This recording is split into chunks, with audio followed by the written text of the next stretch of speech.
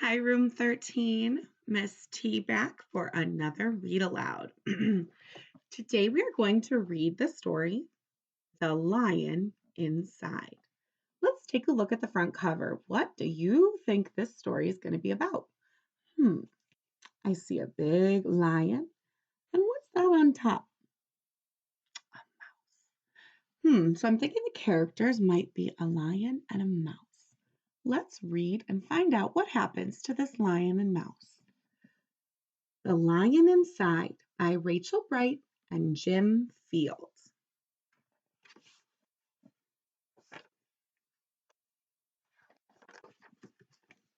In a dry, dusty place where the sand sparkled gold stood a mighty flat rock, all craggy and old.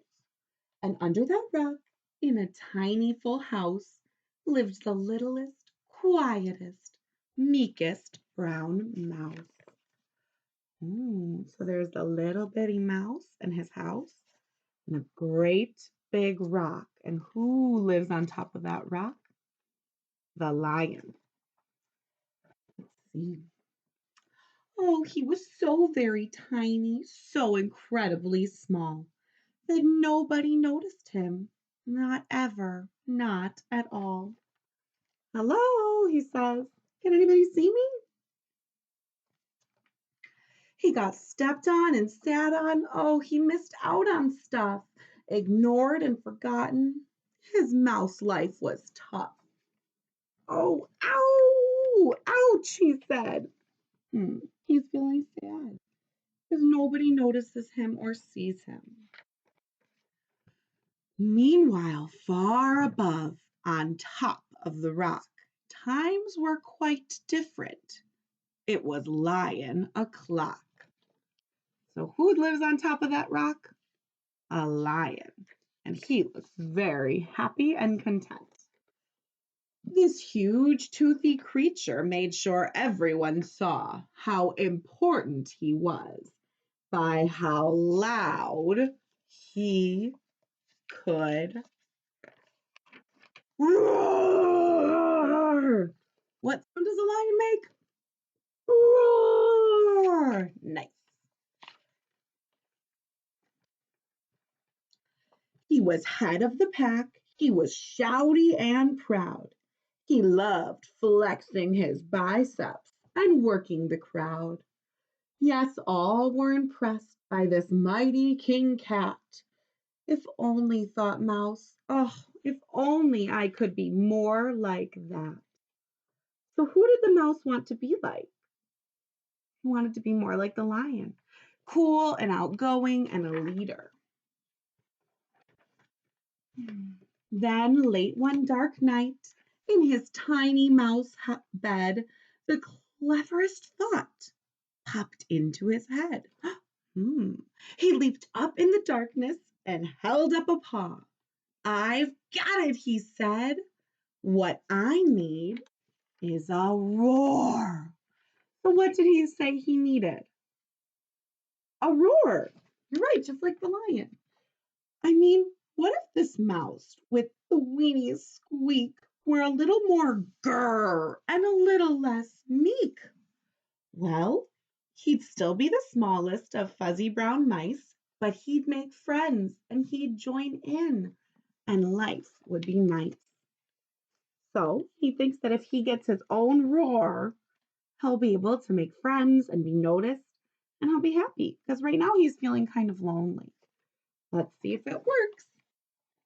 How do you think he's going to learn how to roar? Let's find out. Yes, thought the mouse, I must find out how.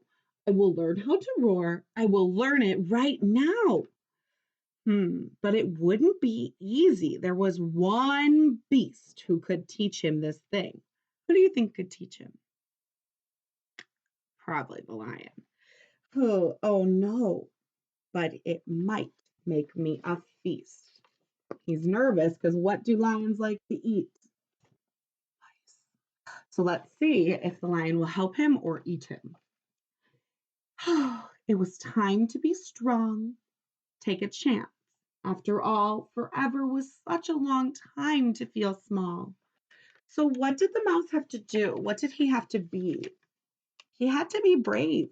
He was a little bit scared, but he didn't want to feel scared forever, so he had to be brave and go talk to the lion. So he made himself brave and he thought like a winner. He set off for the top, hoping not to be dinner. It felt like the scariest thing he could do. But if you want things to change, you first have to change you. So he was feeling very, very nervous. It was all spooky and there were bugs and it was dark. How does he look like he's feeling? A bit afraid. Let's see what happens. The farther he climbed, the closer he got to the slumbering lion reclining on top. Then, at last, he stood on his tippy toes. He found himself suddenly nose to nose. Who do you think he was nose to nose with? Nose to nose with a lion. Gulp. Pardon me. Wake up, Mr. Lion. You've got company. Squeak, Mr. Lion. What I've come for you to is, Squeak, do you think that you could teach me to roar? What do you think the lion's gonna say? Shall we find out? A silence befell that twinkling plain. Lion opened his eyes and puffed up his mane.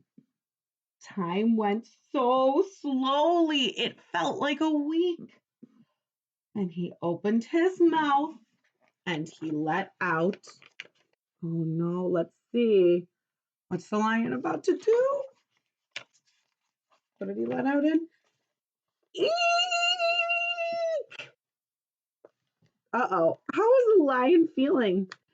He looks like he's feeling afraid from that little mouse. What? Let's see. The lion curled up in a terrified ball. Oh, he did not like this, not one bit at all. Don't hurt me, he whimpered. Oh, try to be nice. Well, this mighty great lion was frightened of mice. What was the lion frightened of? Mice. Look, he's covering his eyes. He's so scared of this itty bitty tiny mouse. Oh, don't worry, Mouse peeped. I'm here as a friend. Let's hang out together. Oh, we'll be pals till the end. So what did the mouse tell him? That they can be pals. He said, you don't have to be afraid. I'm going to be a friend. Let's see if they became friends. That was a magical moment for sure. When the mouse didn't feel at all small anymore. He found his true voice and learned to speak out. And for that, you don't need to roar and you don't need to shout. And from that day and always, the two were a pair. They both liked that rock better, now that that rock was to share. The mouse, while still little, felt big in his head, and Lion, he still roared, but with laughter instead. So they're best friends now. They're not afraid. And did the mouse have to change who he was? No, he doesn't have to learn how to roar, but he has a friend now because he can be himself and stand up for what he feels and wants to say. Yes, that day they both learned that no matter your size, we all have a mouse and a lion inside. So each of us might have a big roaring lion and sometimes a little bit nervous, quiet, meek mouse. The end. And that was the story, The Lion Inside. Hope you enjoyed.